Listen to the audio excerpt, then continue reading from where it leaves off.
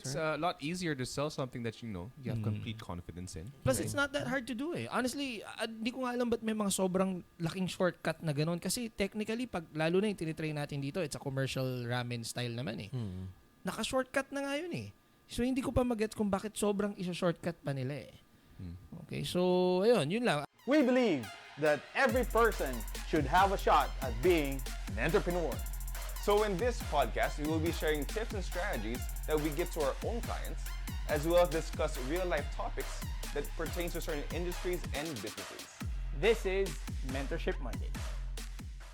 We are back. Yes. Welcome to another episode of Mentorship Mondays, everyone. Today's episode is entitled Starting Your Very Own Ramen Business in the Philippines. In today's episode, you have RP, Ryan. And Chris. And just to give everyone an idea on why this is the title of our episode today, it's because we are going to be sharing 6 tips on what we believe you should know if you would like to enter or make your very own ramen brand. Okay? So medyo in demand na topic sa atin ngayon. This is one of the things na madalas itanong sa amin right now. So as most of you probably know, towards the end of last year, we introduced our ramen business workshop here at Founders. Okay? And ako, totoo lang, I was really, really surprised kung gaano karami yung sumuport ng training na to, kung gaano karami nag-enroll, kung gaano karami nagpakita ng interest. Kahit mga personal contacts, no? Kahit personal contacts, correct. So, with that, marami nagtatanong, ano ba yung mga dapat nilang malaman in terms of building your own ramen brand here in the Philippines today. Yes. Hence, this episode. Yep. Okay, so wag na natin patagalin, guys. Miss na miss ko na podcast. All right, let's do this. Okay. Tip number 1 is you need to determine what kind of ramen store you want. Okay, so if you don't already know, there are 3 types of ramen business styles, business strategies na normally meron dito sa Philippines. Okay, we have the specialty ramen, we have the commercial ramen, and we have the street ramen. Okay, the specialty ramen is, think of a Mendocoro, okay, which I know is your favorite, Chris. Yeah. Okay, think of a Mendocoro. May sponsorship, pwede din naman. Pwede padala ng libreng ramen. Okay, so a Mendocoro or a specialty ramen rather is, when you say specialty, it's more on the preparation ng broth kasi. Mainly, yan naman talaga yung difference mostly ng tatlong to. Okay, but hindi rin pala. Marami rin palang pinagkaiba as far as yung execution is concerned. Preparation. Yeah, pero specialty kasi is more about the broth eh. Okay, these are the stores na nagpe-prepare ng sarili na talagang broth from scratch. Okay, and they use most of the time specialty ingredients then. Yes. Okay? So, pag yan ang ramen mo, you are looking towards more of the upscale type of market. Okay, hence, kaya nga pag pumunta ka ng Mendocoro, it is usually in places na medyo, in a word, social. Yeah. Okay? The second kind of ramen, which is, most of the time, this is really what people are after. Here in the Philippines, pag sinabi mong gusto mo magtayo ng ramen store, this is normally what they mean, the commercial ramen business style. Okay, pag sinabi natin commercial ramen style, think of a ramenagi. Okay? Ang pinagkaiba ng commercial and specialties, commercial, you are looking anywhere from the middle to high-end market. Okay? And normally, pag yan ang sinabi natin, kaya nga siya tinawag na commercial, ang aim mo is to expand your brand sa mas maraming stores. Okay? So you would need to make use of strategies na semi-fast food ang dating. Okay? Then the third one is the street ramen. Okay? Now there are a big group of people then when they say ramen business and more of a home-based type business, this is what they mean. Okay? So for lack of a better word, pero it doesn't it literally mean na kapag ka street ramen, automatically cheap yung ingredients, pero when you say street ramen, you are looking more towards the cheaper price range. Okay, so those are the 3 kinds of ramen stores na you would like to get yourself familiarized with. Okay, now, the second tip, which is connected to that, if it would actually help you greatly sa pag-determine on what kind of ramen store na ramen style, business style you would like to do, is you need to determine your pricing range. Okay, kasi syempre, no, kung alam mo kung magkano mo siya ibebenta, that gives you well, an idea din kung ano yung mga ingredients na gagamitin mo. Okay, so if you're gonna be selling anywhere from, say, Mindocoro din, tipong 500 pesos up. Okay, if I'm not mistaken, range ng isang ramen sa Mindocoro is anywhere from 500 to 700 pesos. 4 to 6. Oo, pero Tama. yung basic yun, Pretty di ba? there, yeah. Pag maglalagay ka ng mga tamago, ganyan. tamago, extra, mga Yeah. toppings. You'd eventually arrive at around 700. Yeah, Mhm. yeah. Yeah, so if ganon, then Yaman ni Chris. so pag ganun yung pricing mo, then yeah, you will be able to do a specialty ramen simply because malaki yung malaki yung sinisingil mo. Mhm. You can give back more on din sa quality. Yes. Okay? Tama. Pero again, like what I said earlier, that doesn't necessarily mean na hindi mo kayang gumawa ng masarap na ramen sa mas murang halaga. Mhm. Okay? So in your pricing range, mainly no, in any kind of business naman, there are three main ranges na you'd like to consider. So nandiyan yung A, B, and C. So you need to determine lang kung saan part na yan ikaw pepresyo para magkaroon ka ng idea kung anong klaseng ramen din yung gusto mong iserve. Nice. Yeah. It's good. Yeah. Third tip, what I would give is, of course, determining your location. Now, I think something Mahirap you yun, can... no? Yeah, Mahirap yeah. yun. Actually, nakatayin Good din tip. siya sa number 1 point mo, right? Because depending on your location, Mhm. then you can determine what kind of ramen style you are Tama. probably gonna go with. Now, for some people though, nauuna yung location mo bago, di ba? Mhm. You have a location already, saka mo iisipin kung ano yung negosyo. So this is in no particular order. Tama. Mhm. Now, when it comes to location, the common understanding is, well, kailangan dun tayo sa isang lugar na talagang ma-foot traffic, di ba?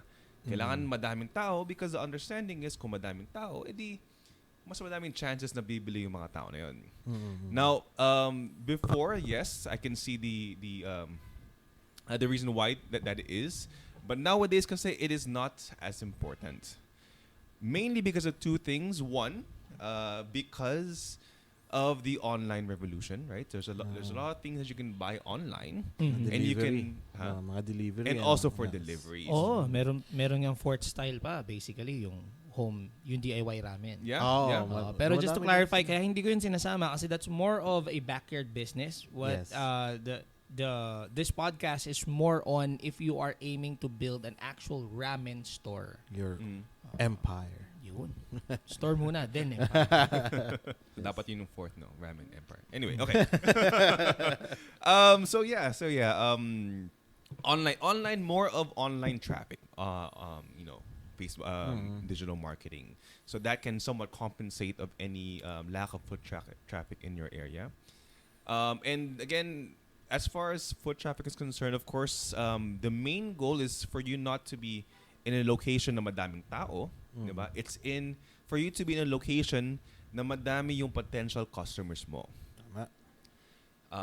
Now, the question there is, how do you know kung madami kang potential customers doon, right? So, one would be, of course, to survey the area. What kind of other food is there? Ask, around, survey, what food do they enjoy? Do you think they will enjoy something like ramen? Just get in there and ask around and then market it, something like that.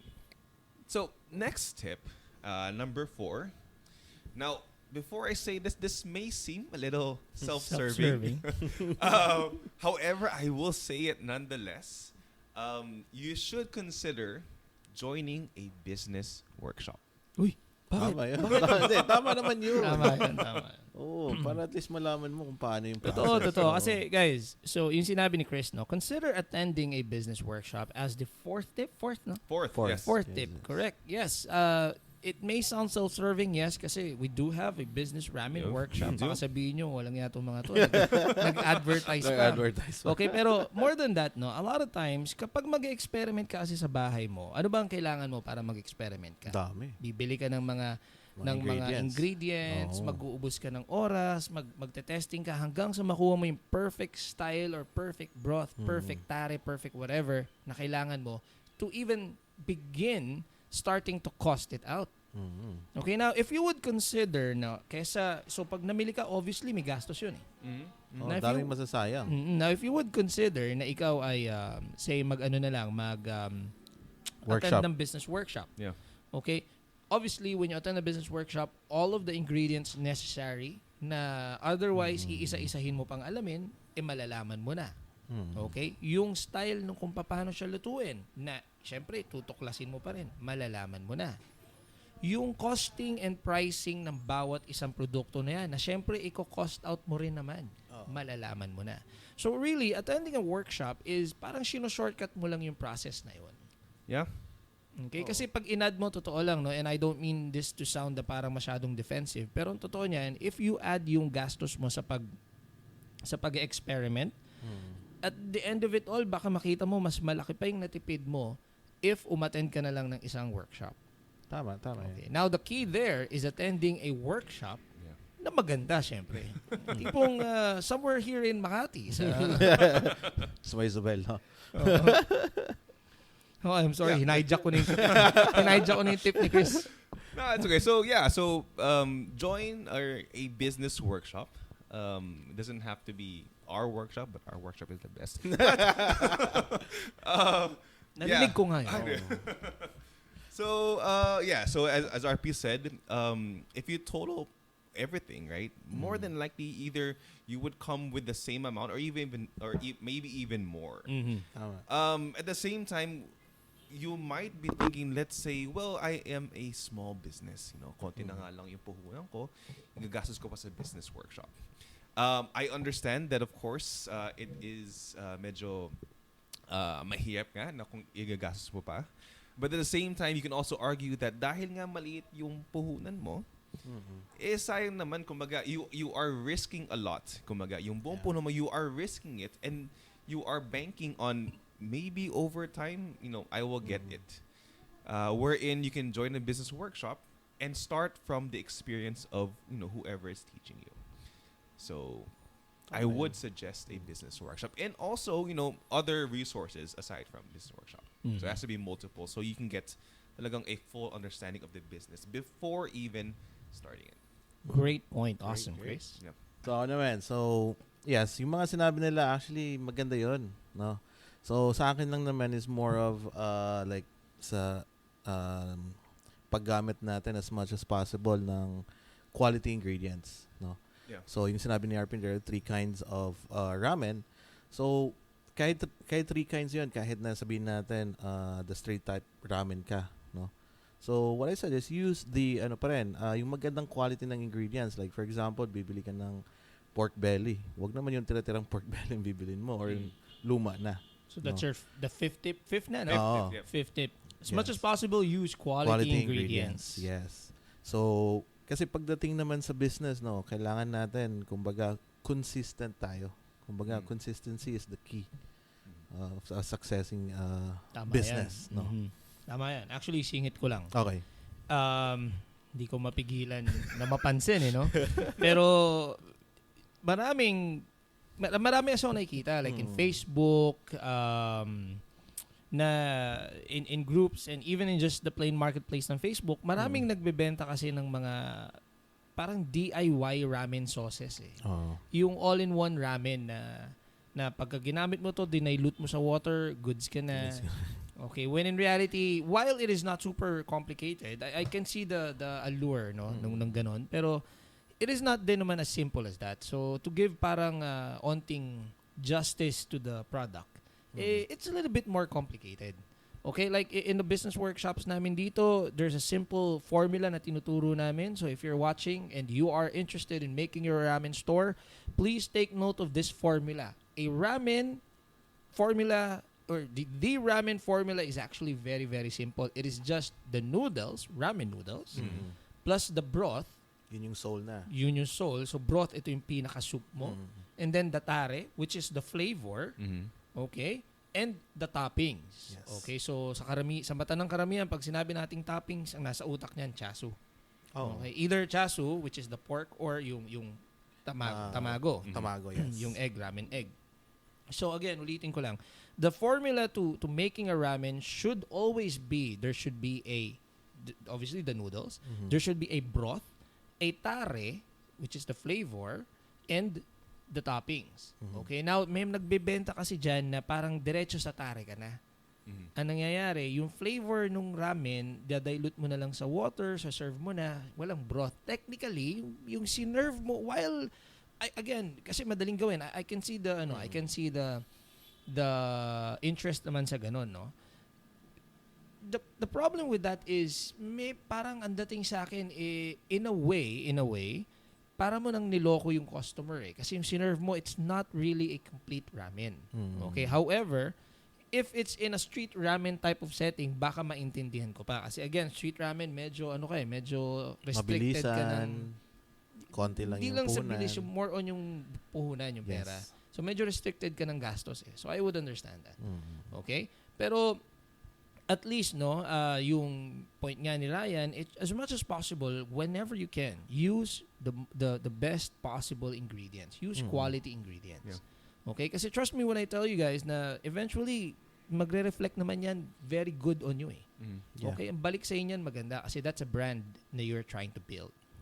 True. That's It's right. a lot easier to sell something that you have complete confidence in. Plus, it's not that hard to do Honestly, di ko nga alam ba't may mga sobrang laking shortcut na ganun. Kasi technically, lalo na yung tinitry natin dito, it's a commercial ramen style naman Naka-shortcut na nga yun So, hindi ko pa mag-gets kung bakit sobrang isa-shortcut pa nila Okay, so, ayun, yun lang. Ako, piggyback ako sa sinasabi ni Ryan na use quality ingredients. Try to stay away from yung mga DIY na yung they use Filipino ingredients, hinahabol nila yung lasa supposedly. Yes. Okay, lasa supposedly nitong ramen na to. And ibebenta nila sa'yo, nakalagay sa bote, ganun.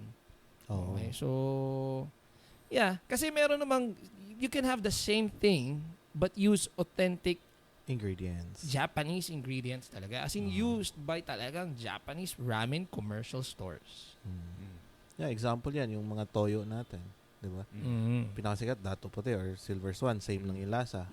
Unlike sa Japan, they have lot of soy sauce na different yung lasa. Na pag igawa mo ng ramen yun, iba talaga yung lasa niya. Correct. No? So, yun lang din napansin ko, yung mga shoyu dito, no? Yung mga DIY. Oh, and the reason na parang parang kinaiinis ko siya kasi yes, fine, kinaiinis ko siya kasi it's a sore subject sa akin dahil alam niyo naman anytime na nakakita ako ng nalulugi or feeling kong negosyo na medyo malulugi, medyo sumasama yung loob ko kasi syempre pinaghihirapan ng mga taong puhunan nila Okay, and marami na ako nakikita nagbubukas na ganito. So, ayun lang. Lalo na ako, whenever we open workshops naman kasi, the reason we open it in the first place is because we see massive potential around that industry So, yun lang. Alright, nice. So, yun. Yun guys, be creative. Next naman sa akin, no? Number 6. So, number 6 na pala yan. So, be creative since nasa Pilipinas tayo. So, mahilig tayo mag-twist ng mga ingredients, di ba? Oo. Like, yung ramen, use quality ingredients pa rin. Pero, gawan natin ng ibang, kumbaga, like, for example, yung gagawin natin yung chasu. Huwag matakot. Oo, huwag matakot mag-experiment na, kasi, kumbaga, chasu ng Japanese, may lasa din talaga yun, na iba. So, pwede mo siyang dagdagan ng iba or lagyan ng twist, i-adapt mo as a Filipino style. Since nandito naman tayo, na feeling mo papatok sa market. Totoo. Tama yun. That's a really good tip. Be creative. Huwag matakot mag-experiment. Nasa Pilipinas ka Yan, tama yun. Diba? Try and do your best para i-adapt siya to the Filipino market. We do that for a lot of clients. Yung client pa nga natin isa, yung ginawa natin, yung gusto niyang ramen na para ala batchoy. Tama. So, yun. Yung mga ganun, huwag kayong matakot. So, and always, look, yung trending, no? Especially if nasa ramen business tayo. Kung ano yung trending sa Japan, ano yung mga bago doon. And try to recreate here, no? Sa business natin. Kung magaya natin, why not? Labas natin.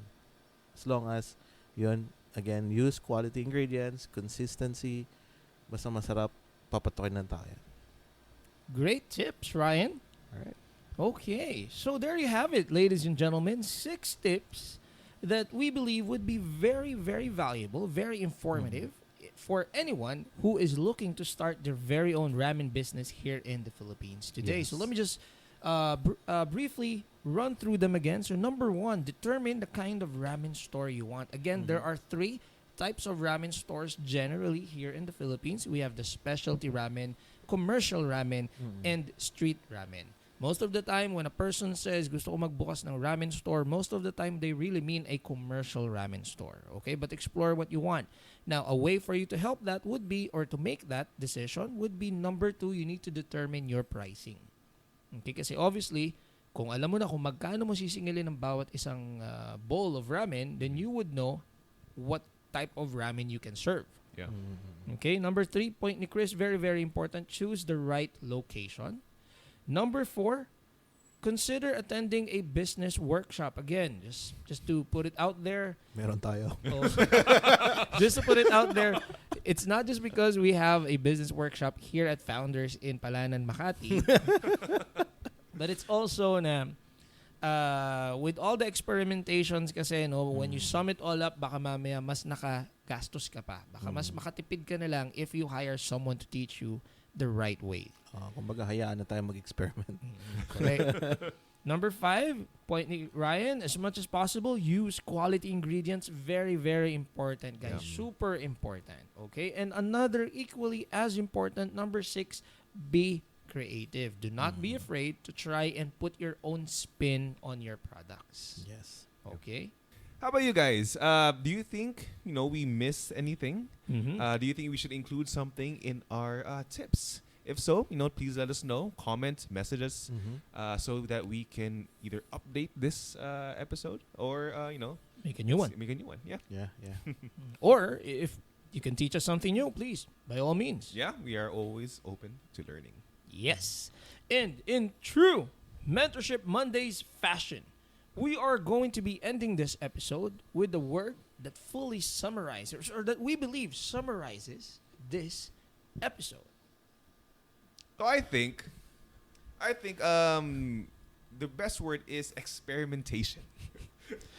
Okay, why Okay. experimentation, Chris? Because when you are starting the business, it's not going to always go according to plan. You're going to have to experiment, different ramen styles, price possibilities, locations, and so on. So experiment. It's don't be afraid to experiment until you get what is right for you. Oh. Okay. Galing ni Chris, Okay. Bilis dun, Okay. Ryan, Recreate.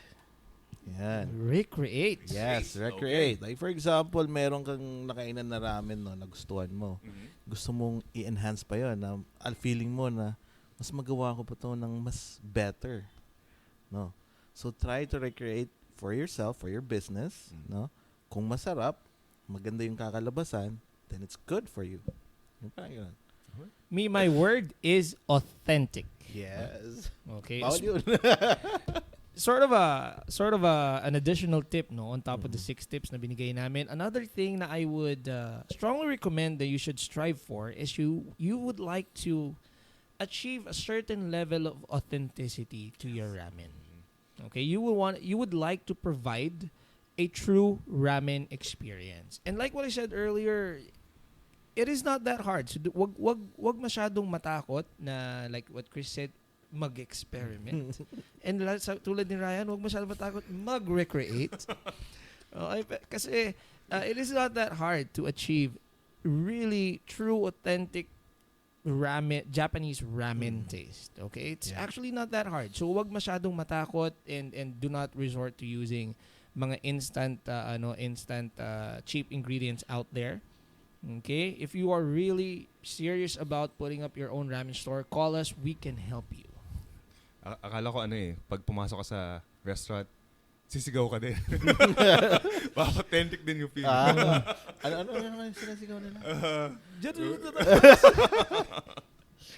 Okay, so that is all that we have for today's episode. I know you guys are probably wondering bakit kami natagalan ulit. It's because one of us, I wouldn't say who, si Chris, did a preventive quarantine. Okay, and obviously we don't want to do any episodes pagka hindi kami kompleto. Tapos nasunod-sunod pa yun, nagkaroon ng mga ECQ, ganyan. So, yeah. Tama. So there we go. I'm very sorry, medyo natagalan, but I hope you guys are still with us, and we'll see you next Monday. Again, my name is RP. Ryan. And Chris. Take care, everyone. Hey business people, RP here. Thank you for listening to Mentorship Mondays. I hope you enjoyed this episode as much as we enjoyed making it for you.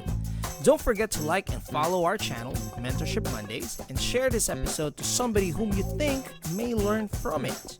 Thank you guys, and I'll see you next Monday.